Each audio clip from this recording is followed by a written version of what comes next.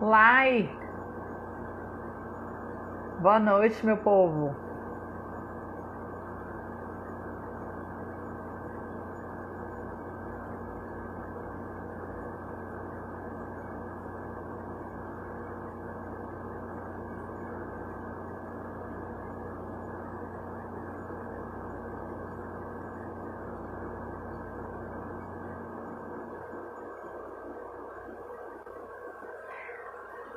Olá, bem-vinda, doutora Maiev. Deixa eu ver se Aí, agora agora. sim, consegui. Boa noite, bem-vinda, Boa doutora Maiev. noite. Obrigada, Márcia. Obrigada pelo convite. Estou muito feliz de estar aqui, poder bater esse papo bacana aí com você. Eu que agradeço por ter aceitado o convite desde a primeira vez, né? Por ter feito a matéria também para o portal. Para quem não sabe, tem uma matéria já lá no portal, no site, o www.vidital.com.br. Você sabe o que é nifoplastia? Para quem não sabe, a doutora Maiev está aqui com a gente hoje justamente para falar sobre esse e vários outros assuntos, né? Todos que estejam ligados ao mundo da cirurgia íntima. Exatamente. E pode se apresentar, pode falar com as pessoas também que estão te seguindo. Maravilha. Então, para quem não me conhece, né, eu sou cirurgia plástica, Maef Corralo. Fiz residência de cirurgia geral no Hospital da Lagoa, fiz cirurgia plástica no Hospital dos Servidores do Estado, também tenho uma especialidade em cirurgia crânio-facial pelo INTO, e hoje a gente está aqui, né? Estou aqui com a Márcia, juntamente com vocês, para conversar um pouquinho e tirar alguns tabus da cirurgia plástica íntima e feminina, que é a ninfoplastia. Alguns tabus e o assunto é um tanto quanto polêmico também, né? Com certeza. Eu acho que é interessante a gente começar já falando em dados, né? Porque, segundo a Sociedade Internacional de Cirurgia Plástica, né, o último, na verdade, olha, já tem uma torcida aqui, viu? É, né? A Boreliana, Maiev é a melhor, acredito. Então, voltando, que em dezembro de 2020 saiu uma pesquisa, né, onde revela que o Brasil foi o país que mais realizou cirurgias plásticas no ano de 2019. Ele só perde, se eu não me engano, para os Estados Unidos Parece que e ultrapassou agora os Estados Unidos. A última pesquisa que teve, a gente acabou ultrapassando os Estados Unidos, né? Que antigamente a gente era o lugar e agora ultrapassamos. Então estamos aí realmente liderando aí o ranking de plástica. imagina só, né? E nós somos, na verdade, assim, imagina se ultrapassou, porque quando o Brasil, quando saiu esse resultado, né, que ele estava aí entre o segundo, ele representava 13,1% de todo mundo. Imagina se a gente ultrapassou os Estados Unidos, enquanto não está esse percentual agora, né? E Exatamente. é líder mundial em cirurgia íntima com cerca de Verdade. 21 mil cirurgias por ano. Doutora Maiev, me explica, me conta e aproveita e conta para quem está assistindo aqui por que isso, né? Pois é, né? Isso é uma grande conquista, né? Eu acho que isso é mais um sinal de que as mulheres, né, brasileiras, elas estão perdendo aí a vergonha do corpo e perdendo a vergonha de conversar sobre os problemas, né? Todos os aspectos que incomodam, deixando aí esse tabu, esse machismo, né, de lado e buscando se sentir melhor consigo mesma, se sentir melhor com o seu corpo. Então, tem uma estatística, né, mundial que, na realidade, desde 2016, a procura, né, por cirurgia plástica íntima tem, acho que de 2016 para 2018 dobrou, né, a procura. E lá no Instituto, especialmente agora nesse último ano, apesar de todo esse caos de pandemia e tal, a gente notou também dobrando aí a procura por esse tipo de cirurgia. E especificamente a ninfoplastia, né? Especificamente a ninfoplastia. Então, assim, a gente acredita, claro, conversando aí com as pacientes, né, o que a gente está percebendo. Então, esse período, né, de reclusão, né, de afastamento social, fez as pessoas olharem um pouquinho mais para si mesmas, né, parar um pouquinho essa correria do dia a dia. E o que a gente está vendo é que as pessoas estão buscando resolver aquelas questões que deixavam guardadas aí na gaveta, que ia postergando com a correria do dia a dia, de trabalho.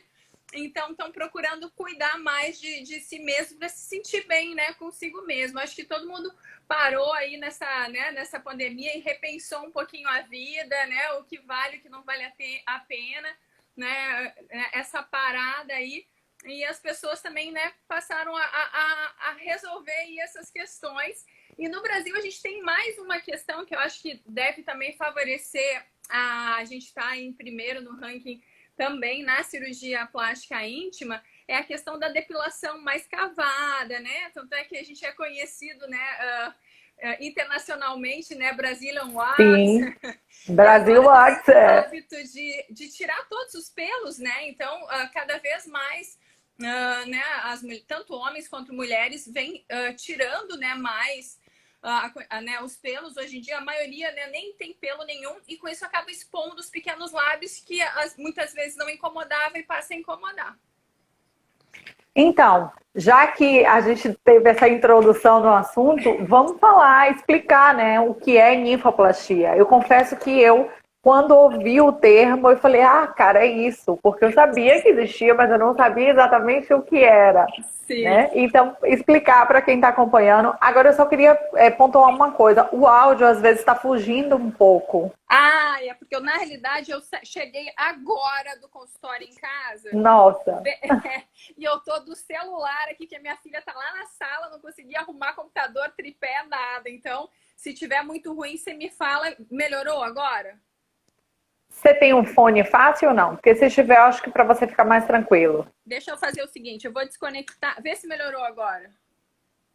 Melhorou. É porque às vezes quando você falando, se afasta um pouco, aí o som fica um pouco... É que a minha bateria não tá com a carga completa, e tava carregando. Então, é o mesmo plug do fone. Entendi.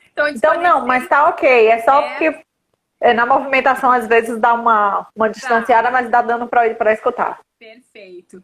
Então a ninfoplastia, né, que antigamente era conhecida como a plástica das ninfas, né? Então é a cirurgia plástica da região íntima feminina. Então, o que a gente mais vê como procura, né, de procedimento cirúrgico e não cirúrgico para essa região? Então, é diminuir os pequenos lábios. Existe uma confusão muito grande o que é pequeno e o que é grande lábio, especialmente nas pacientes em que o pequeno lábio é grande, né?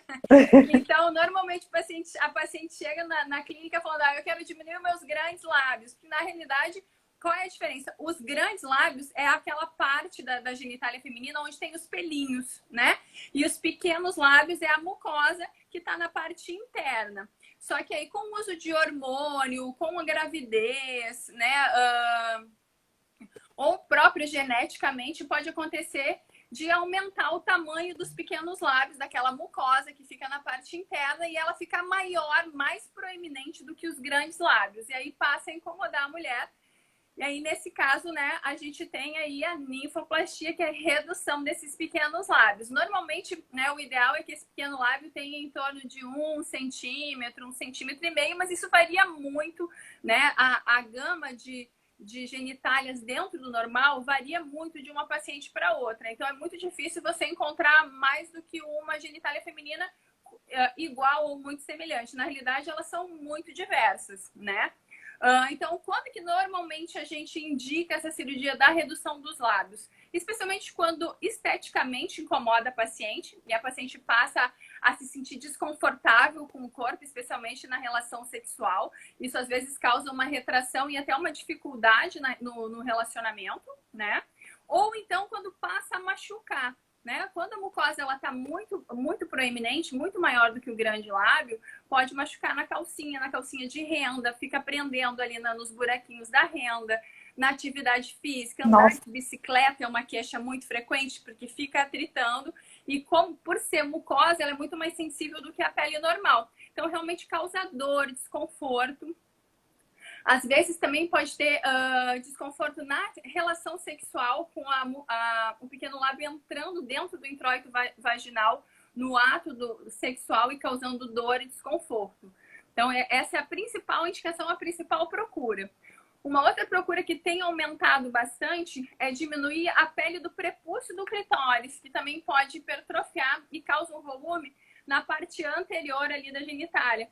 Que normalmente, né, o clitóris é a parte que fica mais superior e, querendo ou não, fica mais visível quando o prepúcio é aquela pelezinha que cobre o clitóris, assim como o homem tem o prepúcio da glande, toda mulher tem o prepúcio, que é uma pelezinha que cobre o clitóris, né? Então, a gente também pode diminuir essa pele do clitóris. Uma queixa muito frequente para pacientes que fazem muita atividade física, pacientes que perderam muito peso, é atrofiar ou perder a gordura, ou até pela própria idade mesmo, a gente vai perdendo a gordura dos grandes lábios, né? Então, normalmente, a plástica que a gente faz nos grandes lábios, na realidade, é injetar gordura ou injetar algum produto, né, não autólogo, né, ou seja, ácido hialurônico, hidroxiapatita, produtos absorvíveis, né, sempre evitar de usar produtos permanentes em qualquer região do corpo, especialmente aí na genitália, que processos inflamatórios nessa região podem ser catastróficos. Existe uma idade mínima para isso, doutora? Então, usualmente a gente indica, né, a partir dos 18 anos, né? Obviamente que a maturidade sexual feminina, hoje em dia, cada vez mais cedo, as meninas estão chegando, né, ao período fértil, menstrual, então vai depender muito de uma avaliação ginecológica. A gente chega a fazer essa cirurgia em pacientes com 16 anos, obviamente, né, que tiveram aí uma maturidade precoce, que já tem um desenvolvimento sexual já finalizado. Hoje em dia as meninas menstruam com 9 anos de idade, né? Antigamente era com 13, 14, 15. Então, esse período de tempo mudou um pouco. Então, normalmente as pacientes abaixo de 18 anos, a gente pede uma avaliação ginecológica, né, ou avalia aí o tempo que já tem, né, de período, né, menstrual. E para aí sim poder indicar a cirurgia. Qual é o problema da gente indicar antes da hora? Como a genitália ainda não está desenvolvida nas pacientes em geral, a maturidade feminina pode gerar, né, entre 16 e 21 anos, isso varia também de acordo com cada mulher. Mas se ainda não tiver acabado o desenvolvimento, pode acontecer do pequeno lábio continuar hipertrofiando e a menina ter que depois se submeter a uma segunda cirurgia, porque, né, vai continuar crescendo, não acabou ainda o desenvolvimento. Entendi. Outra coisa que a gente tem que prestar atenção é o uso, que hoje é muito comum, né, de hormônios anabolizantes, né? Então, as mulheres estão usando, né, muito também, não só os homens, e isso faz uma hipertrofia tanto da mucosa, dentro do pequeno lábio, quanto do próprio clitóris. Né? E aí a cirurgia de diminuição do tamanho do clitóris é uma cirurgia mais complexa, que necessita de internação. Então, é uma cirurgia um pouco mais complexa. Então, enquanto você estiver em vigência do uso de hormonioterapia, também a gente costuma não indicar o paciente. Não indicar. Né? Porque senão vai recidivar também. Ou então, daí tem que ter uma avaliação com o endócrino, com o ginecologista, para usar os anti-hormônios, caso realmente haja indicação dessa hormonioterapia. Isso também acontece quando a mulher ela faz a reposição de testosterona? Exatamente. Principalmente testosterona na realidade, né? Que é o principal anabolizante. Só que tem vários nomes. Então, eu tenho visto muitos pacientes chegarem para mim e falar: não, eu estou usando DEA, não é testosterona. É testosterona também. Eu estou usando oxiandrolona, não é testosterona. É um análogo da testosterona. Então, todos esses hormônios anabolizantes, esses hormônios que auxiliam a gente na construção muscular, perda de gordura, em geral tem esse efeito de aumentar aí a mucosa, o clitóris da genitália feminina, podendo, entre outras coisas, né, engrossar a voz e tal. Então é bom nunca usar esse tipo de hormônio sem indicação e acompanhamento médico. Falando sobre o procedimento em si, a senhora chegou a citar que o procedimento ele é mais simples, né?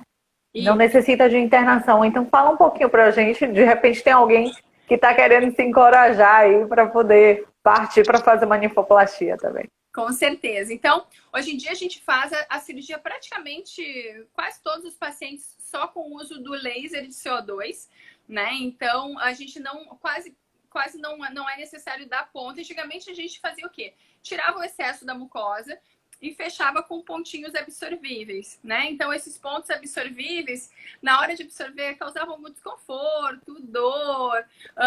Então, tinha um pós-operatório mais complexo. Né? Hoje em dia, com o laser, como é que tem sido feita a dinâmica? Então, desde que a paciente seja clinicamente estável, né? Não tenha nenhum problema grave de saúde, a gente pode fazer com anestesia local em ambiente ambulatorial, né? Lá no instituto a gente tem, né, uma sala de pequena cirurgia equipada. Então, como é que funciona? A paciente chega, a gente passa uma pomada anestésica, tá? Essa pomadinha fica em torno de 20, 30 minutos.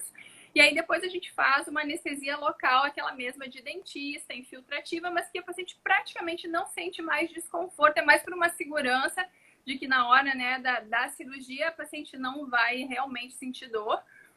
Mas os pacientes relatam desconforto mínimo, né, no ato da anestesia, e a cirurgia é completamente indolor depois de anestesiado.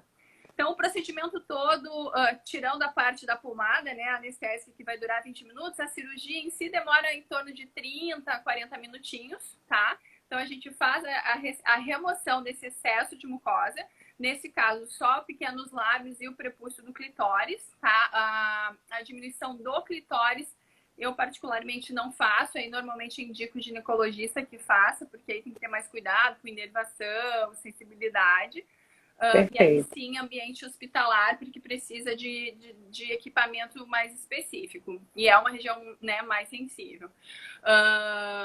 Então, a gente remove esse excesso e logo em seguida a paciente está liberada para voltar para casa. Então, qual é o cuidado especial que a gente tem que ter no pós-procedimento, né?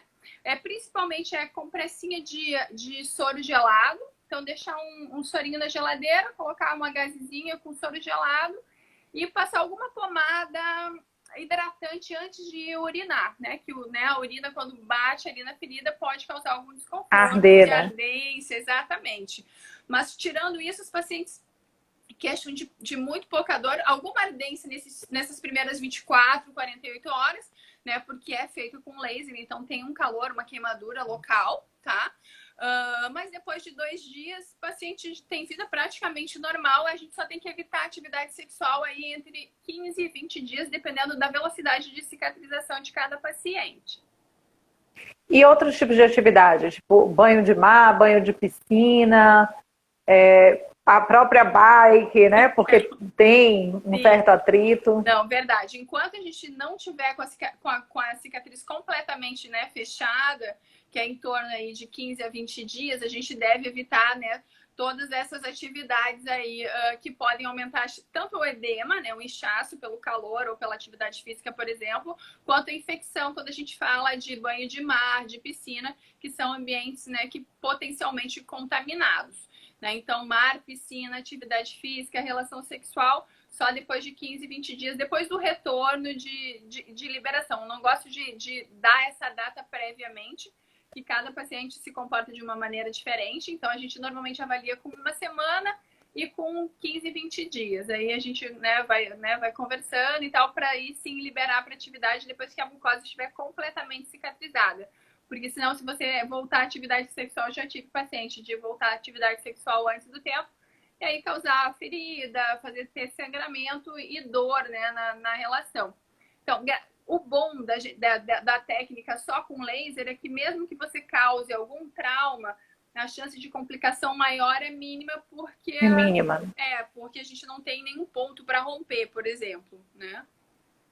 E a área também, ela é menor, né? Costuma ser menor. É uma área pequena, a mucosa costuma cicatrizar muito rápido, né? Então, isso tudo favorece aí uma recuperação mais rápida. Agora, existe um padrão, um perfil das mulheres que buscam a ninfoplastia? Pois é, na realidade, a faixa etária é muito variável, né? No Instituto a gente percebe uma procura maior na mulher mais madura e que vai realmente perdendo aí o tabu e tomando mais coragem aí, que é entre 30 e 50 anos. mas cada vez mais meninas mais jovens também vêm procurando. Então a gente tem notado aí, principalmente nesse ano, aí, um aumento da procura na faixa etária em torno de 20 anos também, tá? Que antigamente esperava mais, não conversava com os pais, então tem uma liberdade, essa liberdade maior de conversa com os pais, isso faz com que a menina consiga, né, procurar mais cedo aí, por questões que antigamente não se falava de sexo, não se conversava sobre genital feminino, era um verdadeiro, né, tabu real. Então, hoje em dia, a gente vê que mais essa conversa mais franca e mais aberta está fazendo com que as pessoas consigam resolver aí esses traumas sem deixar que isso acabe afetando a vida, né, sexual futura aí. Doutora Maiave, eu recebi uma pergunta aqui, é um tanto quanto interessante, por isso que eu falei polêmica também, porque me falaram o seguinte, assim, cada vez mais jovens, né, estão buscando a ninfoplastia amparadas, né, buscando parâmetro na pornografia. Um exemplo nos filmes, né? Sim. Isso é uma realidade? Existe esse espelhamento ou realmente a busca é pelo incômodo? Cara, existe sim, né? Existe porque, na realidade, existe muita facilidade. A gente abre qualquer aplicativo aí de mensagem, tem 1 milhão de vídeos com genitálias e, querendo ou não, o ser humano, ele costuma se comparar, né? E não deixa de comparar a genitália também. Assim como os homens devem comparar tamanho e grossura, a mulher acaba comparando, né? O tamanho do pequeno lábio, né? Se o que ela vai olhar no vídeo e considerar bonito, ou até o parceira que acha uma genitália, né, sexualmente mais atrativa, pode realmente fazer com que essa mulher busque pela cirurgia baseada assim na comparação com as outras genitálias. Porque antigamente a mulher, especialmente, o homem sempre teve, né, acesso à pornografia, mas a mulher especialmente, né, tinha um bloqueio quanto a isso e não tinha muito parâmetro de comparação. O que é normal? Né? Isso é uma pergunta muito frequente que a gente vê no consultório. Será que é normal, doutora? Dá uma olhada e ver o que a senhora acha, porque realmente, se você, né, não conseguir ver outras genitálias, não tem como você saber se a sua está aumentada ou não. Então, sim, né, esse acesso a vídeos pornográficos, né, de caráter sexual, sim, fazem com que aumente aí a comparação e a procura. E tem o grande problema da procura pelo corpo perfeito também, né, que isso é outra questão que a gente tem que sempre pesar na hora, né, de fazer a cirurgia. Então, muitas vezes a mulher procura e não tem um aumento real da genitália, então tem que conversar direitinho e verificar até que ponto essa cirurgia vai ser benéfica para a paciente, né? Ou se ela só está fazendo isso para satisfazer o desejo de outra pessoa, por exemplo, que aí a gente, na realidade, né, o ideal é contraindicar essa cirurgia. Né? Então, isso é bem importante, né? Conversar e conseguir entender qual é a real, né? Qual é o real desejo, né, da paciente naquele momento. Perfeito.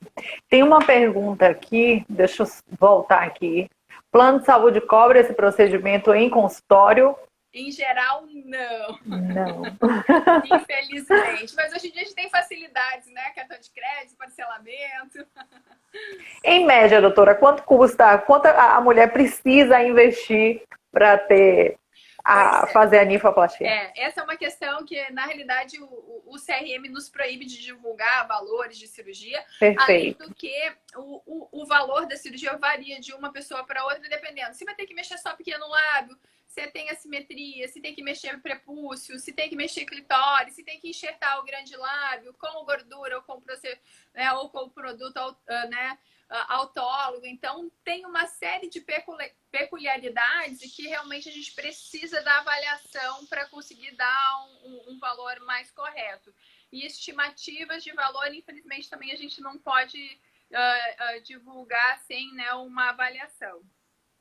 Perfeito. Aí tem que buscar um instituto para fazer uma consulta prévia, né? Mas a e aí consulta, sim. a avaliação, a gente pode fazer pelo plano de saúde, com certeza, tá? Os planos de saúde cobrem consulta de qualquer natureza, né? Então aí a gente consegue avaliar direitinho, explicar, tirar as dúvidas, ver as expectativas, né? Alinhar as expectativas da paciente, que eu acho que é o mais importante.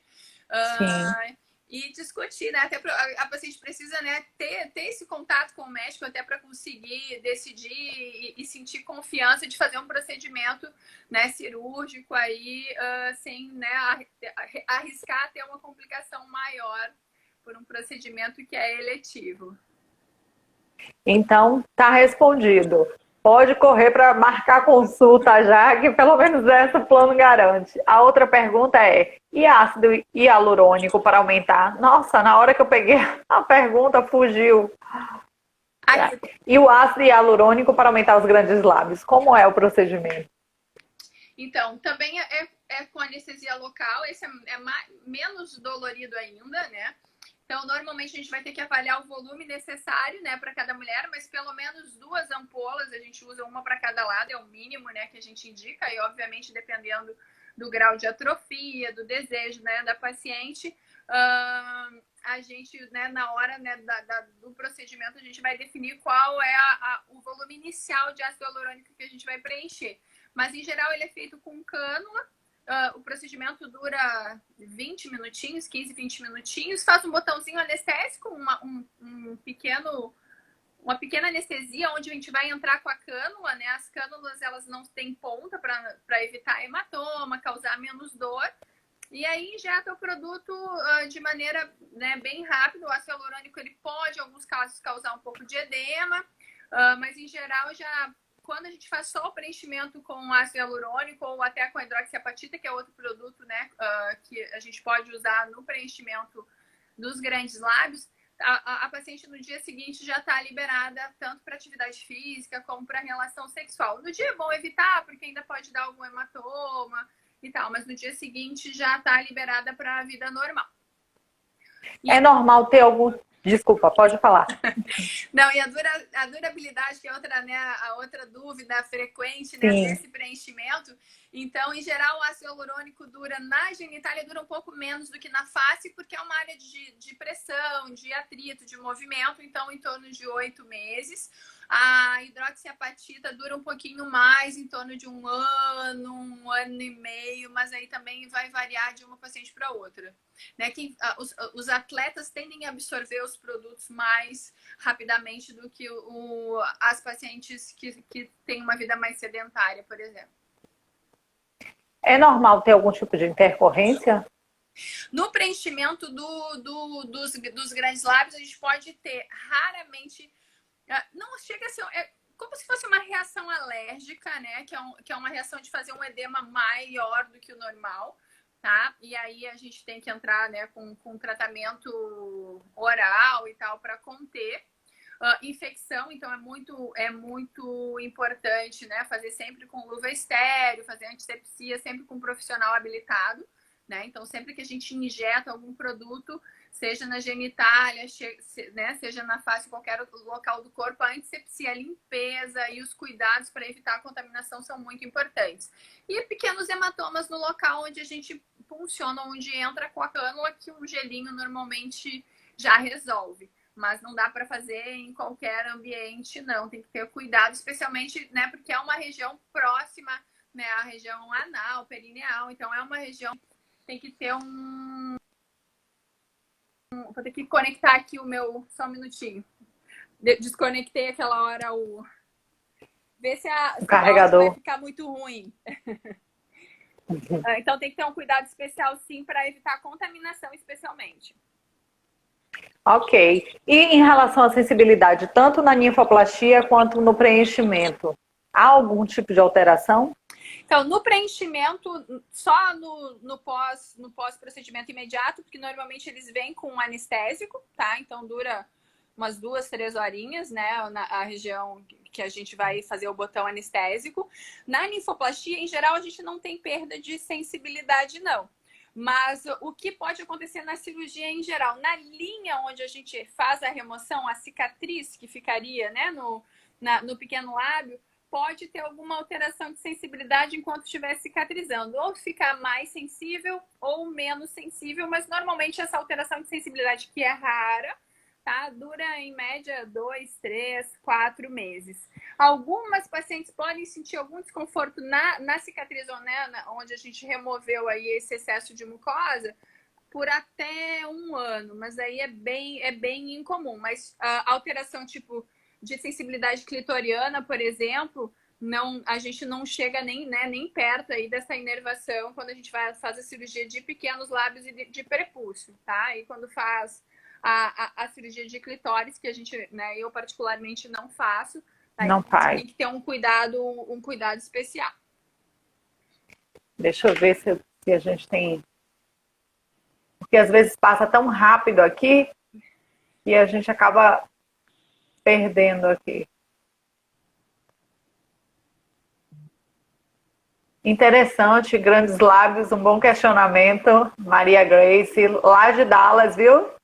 Estamos internacionais aqui. Boa noite, Josenira da boa noite. Boa noite, tia. Isaac Borges, um excelente músico aqui com a gente. Obrigada, Isaac. Dá maior força ao portal. Maeve é a melhor. Pergunta a gente não tem mais. Se alguém tiver mais alguma dúvida, doutora Maeve também quiser falar alguma coisa que a gente não tenha falado, vamos falar do Instituto, do trabalho do Instituto. Quem quer, né, buscar o que é que, na verdade, o Instituto oferece. Então, a gente está com uma equipe, né, multidisciplinar. Então, a gente tem as especialidades de dermatologia, fisioterapia para drenagem linfática, tem fisioterapia urodinâmica, juntamente com a equipe de urologia. Temos ginecologista, endocrinologista, cardiologista, especialmente para fazer risco cirúrgico, né? Mas também o Dr. Luiz faz, né, avaliação cardiológica geral. Tem as enfermeiras, né, que estão sempre ajudando aí, as duas Biancas, ajudando aí em todos os procedimentos e deixando, né, toda a parte de esterilização e de segurança aí, né, monitorando toda essa segurança que a gente precisa para fazer os procedimentos ambulatoriais. Acho que eu não... nutricionista também, né? Então, doutora Camila. Então, a gente tem um time bem bacana que normalmente você consegue, né? O paciente consegue aí ter uma abordagem, principalmente quando a gente fala, né, em estética e cuidados de rotina, aí, ter uma abordagem multidisciplinar sem sair, né, do mesmo espaço. A gente tem, né, uma sala de pequena cirurgia equipada, tem diversos equipamentos de laser. Temos o Dr. Felipe, que faz transplante capilar lá também, que é muito bacana. Nossa, bacana! Então a gente tem uma equipe, um time, estamos formando aí um time muito, muito bom, com profissionais, né, especialistas, né? Todos os profissionais gabaritados. Acho que entrou alguma perguntinha aí, Márcia. Entraram duas, na verdade. A primeira pergunta se a ninfoplastia ela pode dar errada. E a segunda é se tem alguma restrição na alimentação após a cirurgia. Então, vamos lá. Assim, o que é uma cirurgia dar errado, né? Isso é muito relativo. Então, o principal fator que faz com que a gente tenha sucesso em qualquer procedimento cirúrgico é especialmente alinhar as expectativas do paciente, né? Então, o principal problema que a gente tem em cirurgia plástica em geral é conseguir alcançar o objetivo que o paciente veio buscar quando chegou no nosso consultório. Então, é bem importante esclarecer exatamente o que incomoda, que a paciente, às vezes, apesar de ter vencido essa barreira do tabu, muitas vezes a paciente fica com vergonha de olhar para a genitália na hora da consulta, de apontar, não, doutora, você vê o que você acha que tem que mudar, e não consegue expor exatamente o que incomoda, né? Então, é muito importante que o médico consiga deixar o paciente à vontade, mostre a genitália, que seja avaliado junto, seja ou no espelho, ou então com fotografia. Normalmente os pacientes se sentem, né, mais à vontade de apontar na fotografia. Então, não sente tanta vergonha. Eu já tive paciente que fala que refere que tem vergonha de se olhar no espelho. né? Então, isso é muito difícil, às vezes, de identificar qual é o real problema, né, e que o paciente que fez a paciente chegar até o nosso consultório. Então, acho que esse é o fator número 1 para a gente conseguir ter sucesso na cirurgia. Mas agora, falando de complicação, de dar errado mesmo, existem 2 técnicas principais de redução de pequeno lábio. Uma que tira em cunha, que aí nesse caso não é feito com laser, é feito com pontos. Eu raramente faço essa técnica, justamente porque se o paciente, quando a gente tira em cunha, a gente fica com uma linha de pontos verticais. E aí o que acontece? Se a paciente fizer relação sexual, tiver atividade física antes da hora, ou até por alguma má cicatrização romper algum pontinho, pode ficar como se fosse um furinho no meio do pequeno lábio. Nossa! Então acaba causando uma deformidade que a paciente tem que voltar para reoperar nessas pacientes. Por isso que eu evito de fazer esse tipo de técnica, mas tem a indicação também. Então, a indicação também da técnica cirúrgica depende muito da experiência de cada cirurgião também. Então, essas 2 técnicas são corretas, tá? Só para ninguém me entender errado. Mas existe sempre que a gente dá ponto, né, e encurta. Essa técnica, normalmente, ela é utilizada quando a gente precisa encurtar o comprimento do pequeno lábio. Normalmente, a gente precisa encurtar mais a largura. Então, a gente fazendo a cicatriz na borda do pequeno lábio, não tem esse risco de romper e ficar com nenhum pertúito, né? Nenhum trajeto fistuloso. Fiquei confusa. Deixa eu ver. Sem desenho fica difícil. Vamos fazer aqui isso aqui. A minha mão aqui, os meus dedos são um pequeno lábio, tá? Isso. Normalmente, a gente vem e só encurta ele. Sim, tá? entendi. E aí, nesse caso, a gente não vai precisar fazer ponto. Pode fazer com laser, pode usar pontos também. Mas como a cicatriz ficaria aqui na bordinha, se abrir algum ponto, vai demorar mais a cicatrizar, mas não vai ficar nenhuma deformidade. Existe a outra maneira que o médico ele tira uma cunha, ele corta nesse sentido, e aí no que junta, encurta o comprimento. Digamos que o meu pequeno lábio tivesse mais um dedo aqui no meio. Ele fosse desse comprimento, tirou uma cunha, exatamente assim a cicatriz, no que juntou para diminuir esse comprimento dele e romper algum pontinho, pode ficar um buraquinho ali no meio. Não sei se deu para entender agora. Agora então, sim. E aí, nesses casos, já tive que reoperar pacientes de outros cirurgiões, né, por conta dessa queixa. Mas é uma queixa que, na realidade, o que a gente orienta normalmente? Que o paciente volte para o médico que operou, porque né, uma questão que não é de uma técnica errada, que a primeira, né, pergunta, né, que vem em cabeça, ai meu Deus, fez a técnica errada? Não, é que acabou tendo uma má cicatrização, abriu algum ponto por N motivos, né, e aí sim tem que cortar e costurar de novo. Outra questão que pode acontecer é se a gente diminuir demais o pequeno lábio, que às vezes a mulher chega pra gente e fala assim, olha, eu quero que tire tudo, eu quero ficar sem nada, eu não quero que apareça o pequeno lábio. Só que o pequeno lábio ele é importante para manter a umidade do introito vaginal, né? Então a gente não pode simplesmente arrancar e deixar sem pequeno lábio nenhum. Então a gente tem que deixar aí pelo menos cerca de 7 a 10 milímetros de comprimento aí desse pequeno lábio, para que ele mantenha aí essa função dele, que é manter a umidade natural ali do introito vaginal, tá? Então é basicamente... Mas isso pode acontecer... Oi? Isso pode acontecer com um ou com os dois? Normalmente são os dois, Normalmente são há os um nivelamento. Dois, né? São os dois, quando o médico acaba diminuindo demais por desejo da paciente ou pela técnica dele, ou às vezes retrai demais, que a gente faz a marcação pré-operatória, mas depois da cirurgia, normalmente tem o que se chama de retração cicatricial. Então, ela pode retrair a mais do que a gente imagina. Né? Então, por isso que o ideal é a gente sempre deixar, né, não fazer o mínimo possível, né? Deixar aí pelo menos algo próximo a 1 centímetro. Mas normalmente quando você deixa próximo a 1 centímetro, passa um pouquinho, o paciente volta achando que ainda está grande. Então tem que ter uma conversa bem clara antes, né? Para conseguir realmente definir essa expectativa e fazer com que a paciente entenda que realmente pode ter esse problema de ressecamento se a gente tirar demais, tá? Outra questão é a assimetria. Então, as pessoas são assimétricas, a genitália não é diferente disso, tá?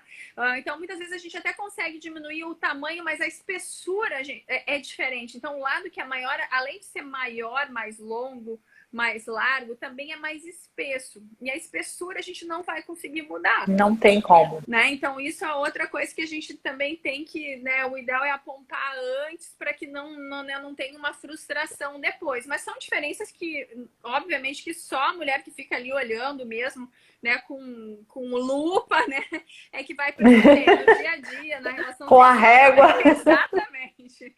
Não é algo que o parceiro, a parceira vá sentir alguma diferença estética que vá alterar aí, né? Que seja perceptível aos outros olhos, né? Mas outros olhos. Mas é uma queixa bem frequente de procura essa assimetria da região. A Samanta Carvalho diz aqui, doutora Maiev, agenda só para setembro, eu vou esperar muito, e botou a carinha triste aí. Mas a pandemia tem tido bastante desistência e tal, então espera que as meninas anotam o telefone e vão ligando para encaixar. Gabriel Duarte Basílio, como você lida com um clítoris grande de mulheres em uso de anabolizantes? Deixa o capucho recobrindo? Pois é. Na realidade, é a questão, o neocapuz do clitóris, que é o que a gente diminui. Então, como eu falei no início, o Gabi, obrigado pela pergunta, Gabriel. Então, eu não faço a apexia do clítoris, nem diminuo, né? Porque você pode diminuir ou simplesmente fixar ele mais para dentro. Eu só mexo no capu. Então, aí é uma conversa que a gente tem que ter. Porque o que acontece? O ideal é que o capuz do clitóris, ele dê alguma cobertura ao clitóris, né? Eu não posso deixar ele completamente exposto, porque aí sim também é uma complicação que a gente não falou, mas a gente pode ter perda de sensibilidade do clitóris a longo prazo se a gente deixar ele muito exposto, né? Porque é uma mucosa sensível e, querendo ou não, com contato contínuo com o ar, ainda mais se tiver aumentado de tamanho, a gente pode dar uma queratinizada nessa mucosa e acabar perdendo a sensibilidade, principalmente tátil da pele. A mucosa, ela meio que vai tendo características de pele. Então, a gente não pode simplesmente tirar, né, todo o excesso de prepúcio quando a paciente tem um clitóris aumentado, né? Então, o que a gente normalmente, o que eu gosto de fazer?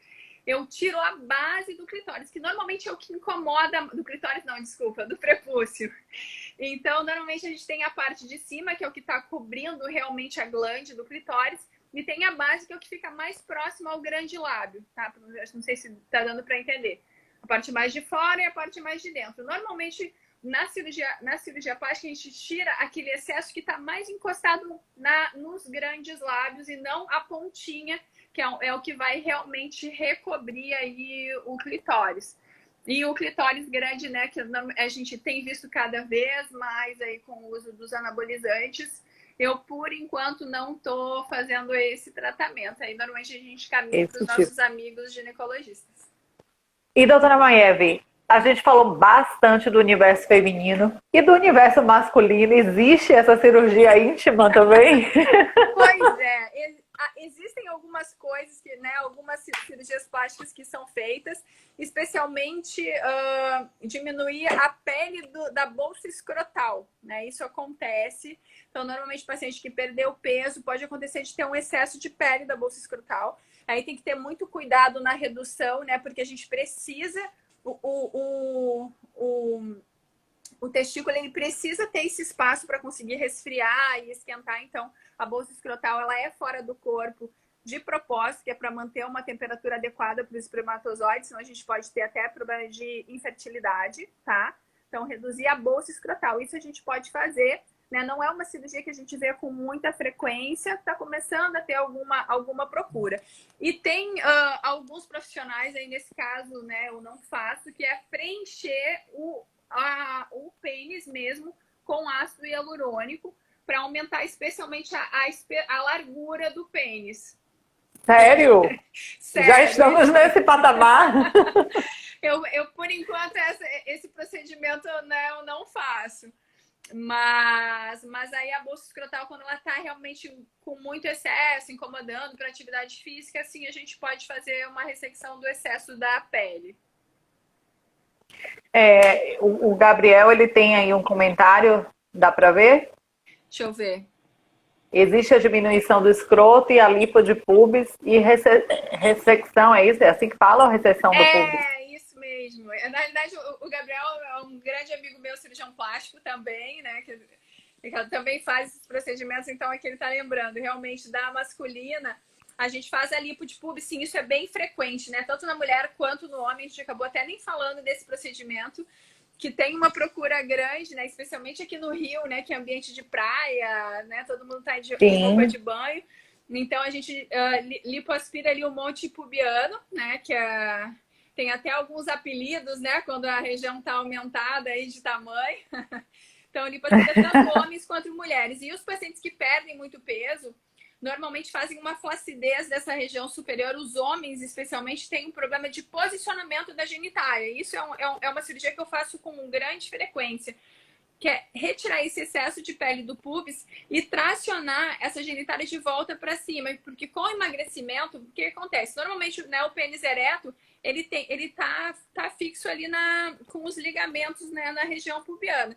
Então, ele fica ereto, mas se ele tiver, deixa eu botar mais de longe, com uma frouxidão ligamentar, mesmo rígido, ele vai acabar ficando para baixo. Então, sexualmente falando, não é efetivo. No que a gente tira esse excesso de pele do pubis, a gente traciona de volta, né, para a posição anatômica, e aí a ereção ela fica mais efetiva. Então, às vezes, o homem pode achar que não está tendo uma ereção completa, e na realidade ele está tendo um mau posicionamento da genitália pelo grande emagrecimento. Então, os pacientes que fazem cirurgia bariátrica, por exemplo, tem bastante, né, essa questão, que normalmente a gente acaba corrigindo junto quando vai fazer a abdominoplastia. Entendi.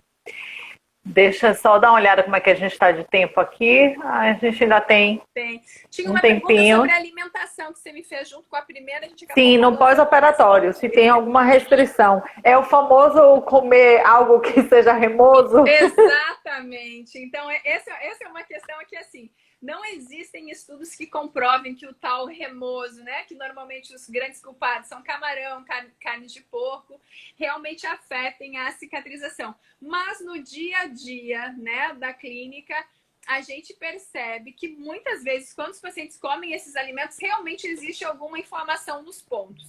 Na dúvida, a gente pede para que, enquanto estiver em fase de cicatrização, o paciente evite esses alimentos. São normalmente 15, 20 dias, né? Sem camarão, sem carne de porco, né? São alimentos que ninguém vai ficar aí com nenhum déficit nutricional se ficar esses dias sem.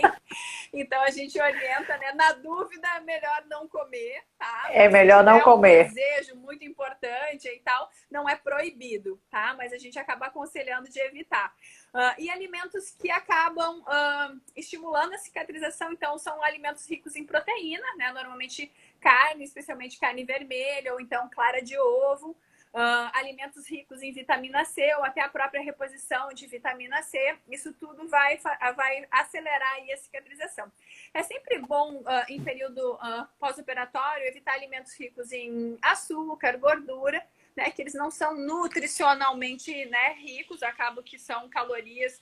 E nesse período aí de pós-operatório, a gente está mais parado, não pode fazer atividade física. Então, é bom evitar esses alimentos mais calóricos também, né? E hidratação, né? A hidratação, ela é benéfica, né, em qualquer tipo de cirurgia, porque, né, as células precisam estar bem hidratadas para a migração dos epiteliócitos e para ter uma melhor cicatrização.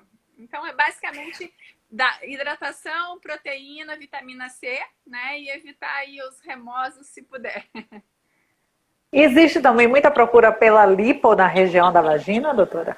Existe, especialmente da região do pubis, né? Porque normalmente marca, as mulheres normalmente quando você usa vestido justo, os homens não tem tanto esse problema de marcar na roupa, mas a mulher às vezes no vestido justo mostra, né? Fica marcado ali a região do pubis. E essa pequena lipo a gente pode fazer em ambiente ambulatorial também, né? Porque é normalmente o que define é a quantidade de anestésico que a gente vai necessitar, né? O porte cirúrgico, então é uma cirurgia de pequeno porte.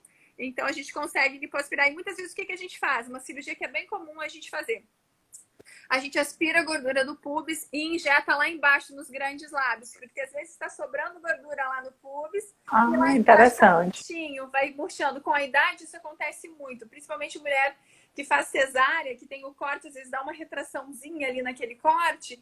E acaba ficando mais proeminente a gordura do pubis. Então, a gente lipoaspira e enxerta na parte inferior que é para fechar a genitália e cobrir aí os pequenos lábios. Que às vezes a gente encontra... Isso é outra coisa que a gente vê muito. Às vezes a mulher chega no consultório achando que o pequeno lábio está muito grande. E na realidade é o grande lábio que está muito murcho e perdeu gordura. Então, se você perder a gordura do grande lábio, acaba expondo o pequeno lábio mesmo que ele esteja de tamanho normal, entendeu? Então, às vezes, só preenchendo aí esse grande lábio ou com gordura ou, né, com algum outro produto, você consegue Já resolve. esconder, exatamente, esconder aí, colocar o pequeno lábio, né, menos projetado do que o grande lábio, que é o ideal anatomicamente. Agora, você falou do parto cesárea, e aí eu me lembrei do parto natural, né? Onde a mulher ela tem uma abertura muito grande. A cirurgia também é feita por cirurgião plástico ou no momento, é indicado no momento do parto que é feita a cirurgia? Como é que acontece, doutora Maia? Você está falando da episiotomia do parto normal? Daquele corte do parto normal? Normalmente o corte ele é realizado pelo ginecologista. O que a gente acaba tendo uma procura depois, né, especialmente de parto normal, ou até mulheres que tiveram gravidez e mesmo com parto cesáreo, o próprio peso do bebê pode fazer com que haja uma frouxidão dessa musculatura do períneo, né? E aí existe uma cirurgia que se chama perineoplastia, que normalmente é ginecologista, né, que faz. Mas se a gente tiver uma disfunção leve, por exemplo, um alargamento do canal vaginal pela passagem do bebê pelo canal vaginal, ou a gente tiver problema de lubrificação, por exemplo, que aí não é nem pós-parto e sim por menopausa ou alterações hormonais, a gente tem, né, lá no consultório, a gente faz lá no instituto, o laser intravaginal. Tá? Então, a gente tem 2 tipos de laser que no instituto a gente faz, que é a radiofrequência e o laser de CO2, tá? Que com o intuito de quê? De melhorar a atrofia da musculatura do canal vaginal, tá? Então, com isso a gente consegue diminuir o diâmetro do canal. E também a gente melhora a qualidade da mucosa, a atrofia da mucosa do canal vaginal, então melhora a lubrificação. Então, a gente consegue deixar o canal mais estreito e mais lubrificado. E isso é um procedimento completamente indolor. O canal vaginal ele não tem praticamente receptor de dor, então as pacientes não queixam desconforto nenhum no procedimento. É bem bacana. Então ele é como se fosse como se fosse um falo mesmo, como se fosse um vibrador, por exemplo, só que ela é mais fino, que a gente introduz no canal vaginal e vai passando em todas as paredes da vagina, né, com esse intuito de retrair, de trazer colágeno para a região. Tanto da musculatura, e aí normalmente através da radiofrequência, né, que ela ultrapassa a parede do canal vaginal, quanto da própria parede do canal vaginal e mucosa, especialmente aí com o laser de CO2, tá? Então os resultados normalmente podem ser percebidos depois de 10, 15 dias do primeiro tratamento. E aí, normalmente, isso a gente faz por sessões, de 3 a 5 sessões, dependendo Era da a minha avaliação. pergunta. Tá? Tem outra questão que é bem frequente no pós-parto, que é perda de urina aos esforços, espirrar, tossir, rir demais, que também é por essa frouxidão ligamentar, que se for leve, né, um prolapso leve, a gente consegue também tratar com o laser sem a necessidade de cirurgia. Então, isso é bem bacana. O laser também a gente tem uma procura maior hoje em dia para clareamento da região genital, né? Então, pelo atrito ou na própria gravidez, a alteração hormonal pode fazer com que essa região genital fique mais escurecida. Então, a gente pode usar tanto a luz pulsada para clarear, quanto o laser de CO2, né? A vantagem do laser de CO2 é que você consegue, além de clarear a região, trazer colágeno para a região, então melhora o turgor da pele ali dos grandes lábios, né, que é uma queixa bem frequente também das mulheres depois aí dos 40 anos de idade, começa a perder mais colágeno e acaba ficando mais murchinho. Então, além de perder a gordura, acaba que a pele como um todo, né, a gente cuida muito do rosto, da mão, e agora a gente está passando a cuidar da genital também, né, que é a nossa companheira aí, que nos dá tanto prazer, não dá para deixar, né, aí para segundo plano. Então, cada vez mais a gente está fazendo também esses lasers genitais aí. E tem tido uma procura grande e as pacientes têm ficado bem satisfeitas aí com o resultado. Que bacana. Agora eu acho que já dá pra gente, como eu digo, se despedir elegantemente antes que o Instagram derrube a nossa live. E, então, doutora, fica à vontade. Quem quiser marcar consulta, tem que esperar, gente, para setembro com a doutora Maeve. Mas vale a pena, alguém disse aqui, vale a pena aguardar. Como é que faz? Os canais, tem a rede social aqui, passa para o pessoal. Pois é, então a gente consegue marcar, se mandar direct, né, pelo Instagram, tanto do doutora.maiev quanto do Instituto Maiev Corralo. As meninas entram em contato para agendar. E quem quiser anotar aí o telefone, né, eu vou saber decora agora os telefones fixos, que é 2547-1182, 3269-2186. Tá? Tem vários WhatsApps que eu acho que aí você vai conseguir ver pelo site, tá? www.institutomaefcorralo.com.br. Que aí lá você encontra o endereço, consegue entrar direto pelo WhatsApp para marcar também a consulta. Eu acho que no Instagram também tem um link do WhatsApp para agendar a consulta, se eu não me engano. Mas mandando um direct, a gente entra em contato com vocês também. E aí também, se tiver alguma dúvida extra, se quiser, né, quem ficou sem graça de mandar a pergunta aqui, né, ao vivo, pode mandar lá no direct, que se for algo que eu consiga esclarecer, né, via Instagram, a gente já vai esclarecendo antes da consulta. Tá bom? Espero que... A Vanessa... Pode falar. Não, tem uma mensagem aqui da Vanessa. Vale muito a pena. A equipe nota 10, doutora, é maravilhosa. Aí tem outro maravilhosa aqui. Excelente entrevista, Daniela. Beijo, Dani. Beijo, obrigada. Obrigada a todos aí. Então, a gente vai estar aí, então, via direct. Podem mandar qualquer perguntinha aí que a gente vai esclarecendo também. Obrigada, Márcia, pela oportunidade. Imagina, eu que agradeço mais uma vez por enriquecer o nosso portal com informação segura, transparente, né? E tão informativa, assim, esclarecendo. Eu tenho recebido muito feedback bacana, que o Vida e Tal está trazendo assuntos que nunca ouviram falar, e é essa a proposta, né? Então, para quem ainda não conhece o portal, segue a gente aqui, portal @Vida e Tal, no Instagram e no Facebook. E o nosso site é o www.vidital.com.br. Tem a entrevista com a doutora Maiev lá completa, falando sobre esse assunto. Olha quem dando todas as informações. Oh, meu Deus! Que coisa linda! Você está aí, minha Rafa! Parece muito com o pai, né, Maiev? Igual, pai. Gente, é muito parecida. E tem um outro na barriga, né? A Maiev tá grávida. Tá aqui. Que coisa boa. Beijo, princesa. Gente. Boa noite. Tchau, gente. Boa noite. Obrigada. Até a próxima. Até. Tchau, tchau. Tchau.